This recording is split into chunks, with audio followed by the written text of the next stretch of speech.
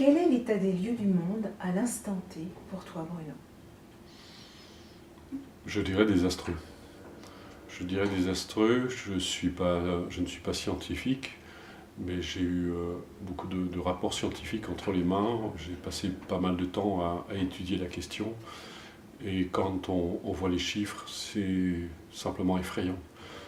Le dernier chiffre que j'ai entendu, c'est 1 milliard de poissons sont détruits par an. C'est un chiffre qu'on n'arrive même pas à imaginer. Plus de 60 milliards d'animaux terrestres sont détruits pour satisfaire nos besoins, je dirais nos besoins excessifs, parce qu'on n'en a pas besoin. 1,1 million tonnes de déchets toxiques déversés dans les mers et les océans, et on pourrait allonger les chiffres les uns après les autres, comme ça, on parle du 5e continent, et tout ça, on le voit tous sur Internet. C'est impensable de croire que la planète peut tenir encore longtemps. Donc je rejoins assez les scientifiques qui nous disent qu'ils sont vraiment très inquiets pour l'espèce humaine, puisqu'on est véritablement menacé.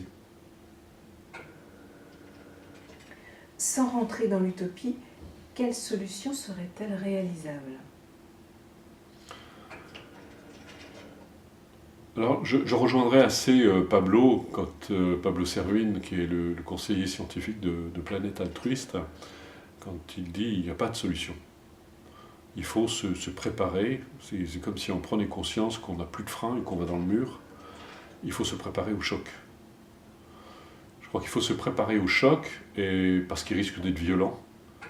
On n'a pas voulu voir, on a fermé les yeux, et on continue à les fermer en plus, parce qu'on a beau le dire, il y a des voix qui s'élèvent pour dire on va dans le mur. C'est une réalité, c'est mathématique, c'est la loi de cause et d'effet. On a semé et on va récolter. Et on a une démarche extrêmement égoïste, où on satisfait tous nos désirs sans nous soucier des conséquences, sans savoir que la planète souffre, que les animaux souffrent, qu'on est en train de détruire notre propre habitat. Donc,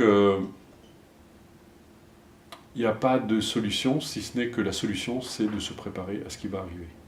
Et là, je rejoins parfaitement Pablo Servine. Il faut qu'on se prépare, et qu'on se prépare à l'après. Après le choc, qu'est-ce qu'on va faire? Après ce choc, après ce bouleversement, qu'est-ce qu'on va faire? Comment on va reconstruire? Et est-ce qu'on est en train de préparer justement la reconstruction d'un nouveau monde? On n'est pas du tout dans un film de science-fiction, c'est vraiment la réalité. Je ne suis pas le seul à le dire, beaucoup de gens le disent aujourd'hui.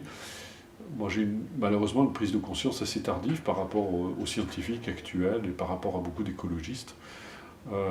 Et je me suis retrouvé dans la même situation et j'ai eu un réveil extrêmement douloureux. Et je me suis dit, là, il faut arrêter. Il faut arrêter les dégâts. Il faut qu'on arrête. D'abord, il faut qu'on arrête.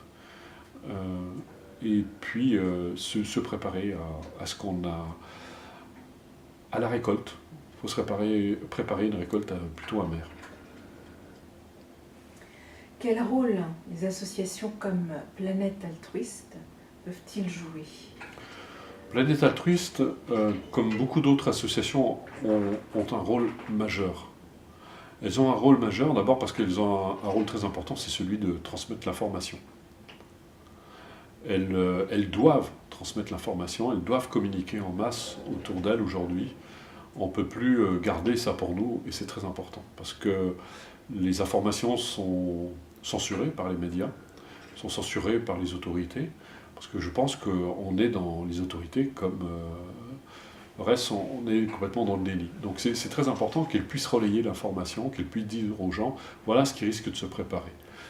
Et quand bien même une personne dirait, ouais mais si ça n'arrive pas, c'est pas grave, mais il vaut mieux se préparer au cas où ça arrive, et au cas où ça n'arrive pas, ça nous aura permis de changer d'état d'esprit, de moins polluer, parce que il y a une réalité qui est là, c'est qu'il y a assez de destruction, il y a assez de pollution, il y a assez de souffrance. Donc les associations ont vraiment un rôle très très très important à jouer. Quelle sera ton intervention lors de la Journée mondiale de l'altruisme le 26 mai? Alors, lors du 26 mai, je parlerai de l'altruisme, de ce que c'est, parce que souvent on entend parler d'altruisme, mais on ne comprend pas ce que c'est, on ne réalise pas ce que c'est. J'ai souvent parlé on a essayé l'égoïsme, et si on essayait aujourd'hui l'altruisme. Parce que quand on voit ce que l'attitude égoïste, égocentrique ont apporté au monde, on peut essayer autre chose. C'est-à-dire que l'altruisme, c'est prendre soin de la vie. Pas seulement des autres, c'est prendre soin de la vie en général, donc prendre soin de la vie, de sa propre vie. C'est d'abord être altruiste envers soi-même. C'est pas se préoccuper de soi, c'est pas vouloir absolument, justement, c'est pas une attitude, c'est tout l'inverse d'une attitude égocentrée. C'est-à-dire que, quelque part, j'incarne la vie. Et cette vie, je dois en prendre soin. Un peu comme si on m'avait confié une plante que je garde à la maison, je vais lui donner à boire, je vais lui donner de l'engrais, ce dont elle a besoin pour pouvoir se développer et pousser. Et bien, je vais prendre soin de cette vie. De la même manière, en étant altruiste, je vais prendre soin de la vie en moi. Mais en prenant soin de la vie en moi, je réalise que la vie est précieuse aussi. Donc la vie des autres est précieuse. Pas seulement la vie des êtres humains, mais la vie des non-humains, ce qu'on appelle les animaux. La planète aussi. C'est très important d'en prendre soin. Et c'est par une attitude altruiste, justement, qu'on pourra y parvenir.